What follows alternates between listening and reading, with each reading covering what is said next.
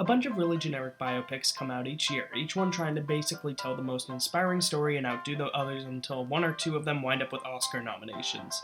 I'm honestly not a huge fan of most biopics since they usually don't have a lot of interesting filmmaking in them, and if there's one thing that I look for in movies, it's interesting ways to tell interesting stories. So I wasn't too excited to see Steven Hopkin's biopic Race, but bear in mind that I also wasn't that excited to see movies like The Imitation Game or The Theory of Everything. I saw Race and it was about what I expected, but I can see how this could have been a much better film. The one thing that is truly great about Race is the performances. Stephen James plays Olympian Jesse Owens and he's great at playing him. You see his strife, his determination, his persistence, and James makes it all believable. He does the man justice and turns him into a really interesting character to follow, which in my opinion is quite hard to do with a film about track and field. Jason Sudeikis plays Owen's coach Larry Snyder, and I think he does a good job, and it's good to see him trying out a more dramatic role, but I still see Sudeikis instead of a separate character. Shanice Banton is pretty good as Owen's girlfriend Ruth Solomon, though her character doesn't have a whole lot to her. Jeremy Irons plays the US Olympics president Avery Brundage, and while he only has a few scenes, all of them are interesting and well acted by Irons. This movie could have been all about his struggle and negotiations with Nazi Germany about the United States participation in the Olympics in Berlin, and I could have been very satisfied.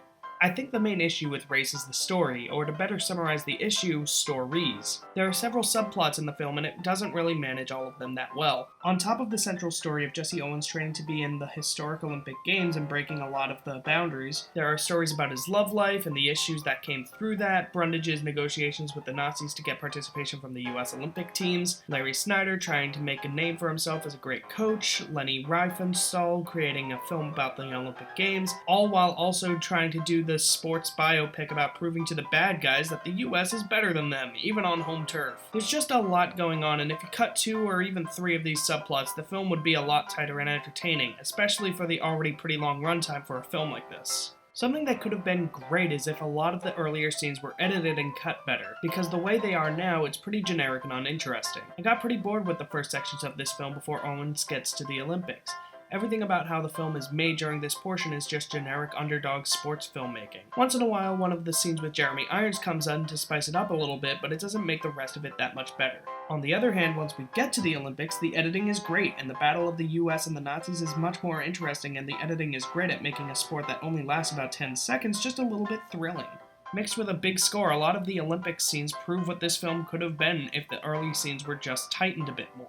This movie had a lot of potential now that I really think about it. The second half really proves that perhaps Steven Hopkins can make some good movies despite his lackluster filmography, but the first half is really slow and dull and it plays like a movie that we've seen so many times before. I'm not saying that the whole film is strikingly original, it's basically Pawn Sacrifice meets Chariots of Fire, but the way that Hopkins and the editors managed to tell this story got me genuinely interested, but only for really one half of the film, while the other half is terribly forgettable.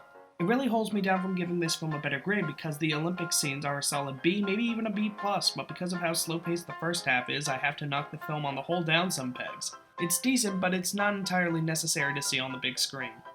I'm going to give Race a C. Did you see Race? Be sure to let me know what you thought about it in the comments below, and like the video, and subscribe to me for more reviews in the future. Help support my channel by sharing this review, and consider donating to my Patreon campaign. Thanks again, friends. Stay spectacular.